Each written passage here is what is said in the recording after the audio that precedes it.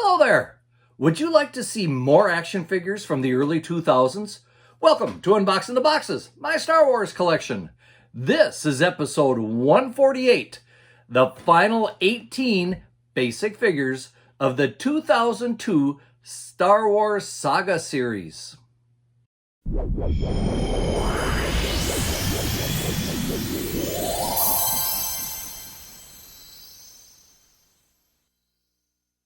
The 2002 Saga Series had 57 basic action figures, plus a couple of variants.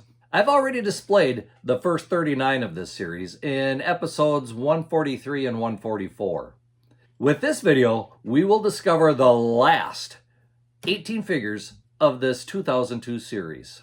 Number 45 is my favorite. You're probably going to like it, but let me know in the comments which one is going to be your favorite. Don't forget to subscribe to the channel.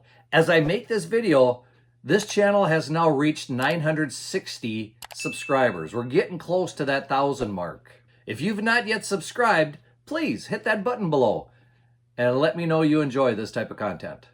Now, let's get started, shall we?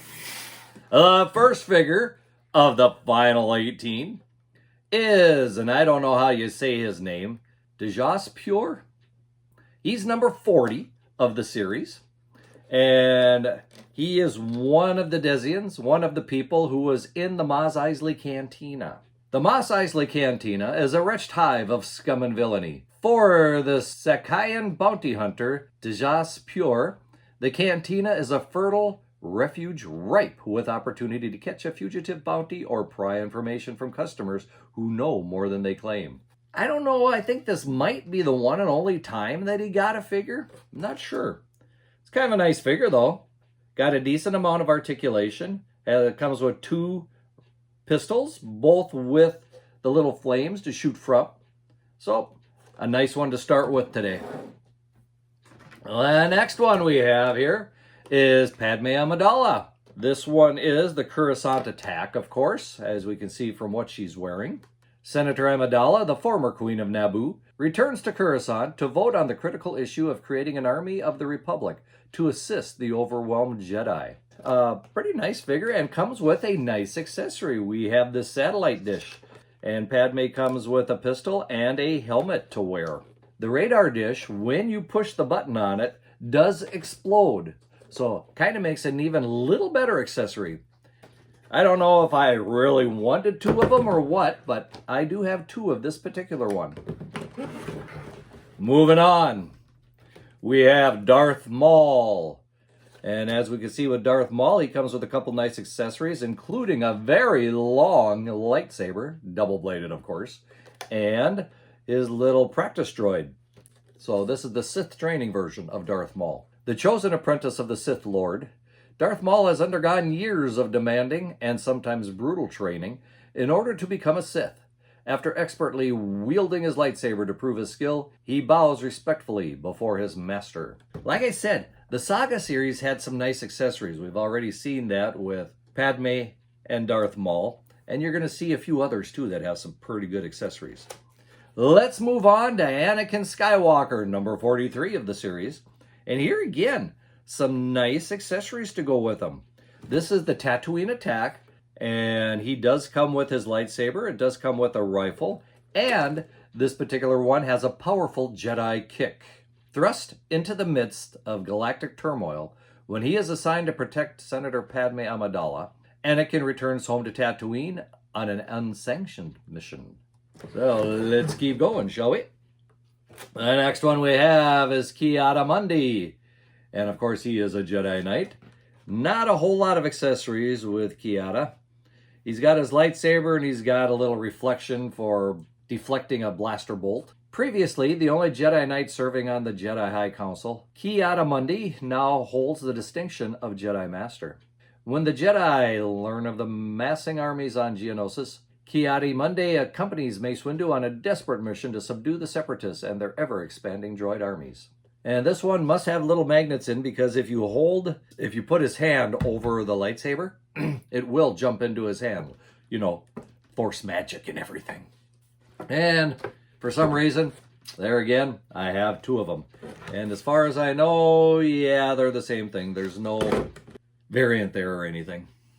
The next one now, number 45, is my favorite one of the whole series. And that is Ephant Mon. This is a very heavy figure. This is probably one of the heaviest figures of all time. And it is thick. Very thick figure there. In fact, it is so thick, you know, with most of these star cases, you pop the back into the front cover. This one was so thick, I had to turn it around to get that little bit extra room that the cover would give me to protect it. And then I had to tape the joints or tape the pieces together in order to keep them protected in here. In fact, I like this one so much that yes, this one I purposely did go out and buy 2. And this one I still have to put in a protective case. One thing I really like with this figure is for a while there, they were doing fan choice figures. Fans could choose which figures they'd like to see. And this one happened to be Fans Choice figure number 3. Formerly a gunrunner, Ephant Mon is a cunning and ruthless adversary. A Shivan from Vissoth, he was saved by Jabba the Hutt and pledged his loyalty to the crime lord, eventually becoming Jabba's head of security. Heeding a warning from Luke Skywalker, he was one of the few to survive the destruction of Jabba's sail barge. So not a whole lot of accessories there. You have a kind of a knife, and you have a little bit of a staff thing there. So there is Ephant Mon. Now let me get these out of the way. We'll make room for some more. Okay, the next one in the series, number 46, is Teemto Pagalies. At least I think that's how his name. They come up with some very weird names for these characters, you know? And I guess they have to be. After all, they are alien races. So they're not going to be Steve. But here again, we've got very nice accessories to go with them. And with the spider droid, if you press the button on top, it does open up the legs more so he can pick things up and so forth. Proud of his new cycling electromagnetic stabilizer, Teemto Pagalies is entering his barely tested pod racer in the Bunta Eve Classic, believing that it will give him the winning edge. Well, we kind of know how that went, don't we? If I remember correctly, he didn't even cross the finish line. So there's number 46 of the series. Number 47 is Jango Fett. And here again, we've got a really good character, but with very few accessories. Basically, he has 2 pistols, and that is about it. The bounty hunter Jango Fett is a shrewd mercenary, mysteriously linked to the growing separatist army and the unexplained assassination attempts on Senator Amidala. Armed with dual pistols and a jetpack, he is always prepared for the dangerous confrontations. Pretty nice figure of Jango. Not bad, actually. Next, we have a destroyer droid, number 48. And as we can see with the destroyer droid, he's kind of a bigger figure, kind of taller type thing. He also has 2, if we want to say, missiles or laser blasts that you can load into his cannon. And he does fire those. So kind of an interesting little detail there. A more threatening weapon than a battle droid. Destroyer droids are employed by the Trade Federation to compensate for weaknesses within the battle droid armies. Also known as droikias, destroyer droids were engineered specifically as mobile machines of destruction, capable of eliminating practically any opposition. You can have a little fun with this when you're doing your big battle scenes of your action figures. Pop those 2 little things into there and blast away the Jedi that get in your way. Number 49 is the Clone Trooper Pilot. And here again, comes with a nice accessory there, in that he comes with a turret to fire missiles at the opposing enemies. In other words, destroyer droids probably. Articulation looks pretty decent. I think he might be articulated at the knees and the elbows. And he does come with a pistol, of course. Led by Jedi Master Yoda, clone troopers are strategically deployed during the Battle of Geonosis to rescue the overwhelmed Jedi and combat separatist forces. Clone trooper pilots, distinguished by yellow markings and specialized helmets, helmed the Republic gunship on a full-scale assault on the devastating droid armies. So here you could buy the pilot, and at that time, you could also get the ship that he could pilot. Sold separately, of course. So that takes care of the 40s. Now, when we get to the 50s, there, unfortunately, I'm missing a couple. And we'll figure out what those are when we get to them. First of all, we have number 50, which happens to be Watto.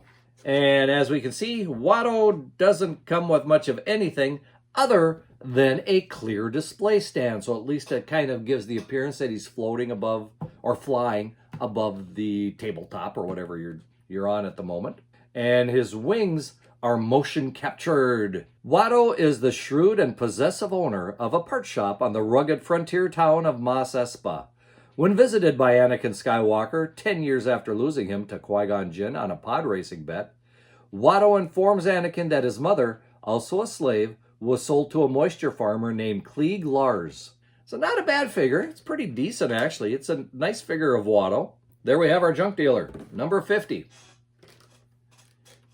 Here we have number 51, and that would be Lott Dod, which of course was a senator who represented the Trade Federation. As we can see, his helmet here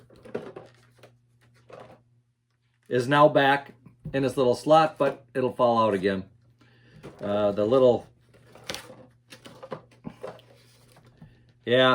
It's not staying in there very well anymore, you know.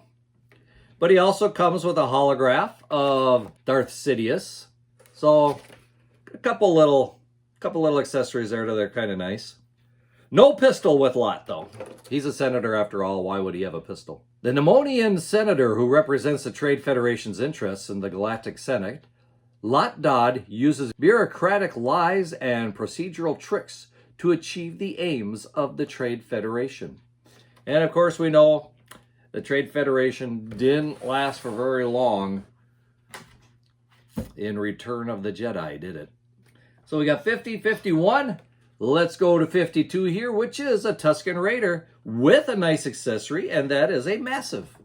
The pet dog, if you want to say, of the Tusken Raiders. Pretty much the only accessory there. It doesn't look like he even comes with a rifle or a pistol. He must be the caretaker of the animals.